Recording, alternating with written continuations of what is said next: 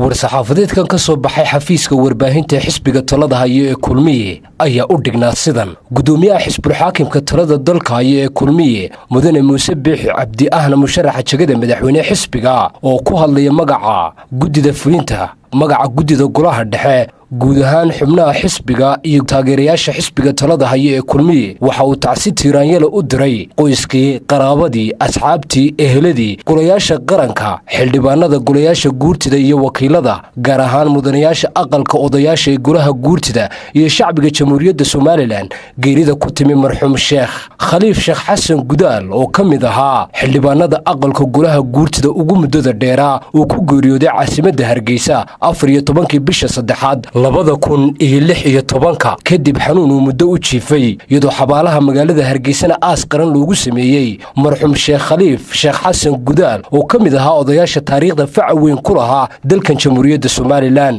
Sh.Khaliif Sh.Xasan Gudaal oo kamid ahaa xildhibaanada aqalka golaha guurtida somaliland waxa uu ahaa oday miisaan weyn ku lahaa jiritaanka jamhuuriyadda somaliland isla markaana ku suntanaa hormuudkii odayaashii salka u dhigay nabad ku soo dabaalidda dadka walaalaha ah ee wadadega somaliland isagoo kamid ahaa xeer beegtidii soo hogaamisay dhammaan shirarkii nabadeynta ee beelaha somaliland ay qabsadeen Gudomiyaha Xisbiga talada haya kulmiye ahna Murashaxa Jagada Madaxweyne Mudane Muuse Biixi Cabdi waxa uu marxuumka ku tilmaamay oday miisaan badan ku lahaa dalka jamhuuriyadda somaliland maraaxil badan oo ay lahaydna kala soo dabaashay waxa kale oo ku tilmaamay inuu kaalin muuqato oo lama ilaawana ku lahaa halgankii dib u xoreynta dalka Gudomiyaha Xisbiga talada haya ahna Murashaxa Jagada Madaxweyne Xisbiga kulmiye Mudane Muuse Biixi Cabdi waxa uu marxuum Sh.Khaliif Sh.Xasan Gudaal ku tilmaamay tir culus oo ka baxay dalkan jamhuuriyadda somaliland oo shacabka jamhuuriyadda somaliland ay tabi doonaan Gudomiyaha Xisbiga talada haya waxa uu marxuumka alle uga bariyay inuu jannadii firdawsa ka waraabiyo qoyskii qaraabadii eheladii goloyaasha qaranka iyo guud ahaan shacabka jamhuuriyadda somaliland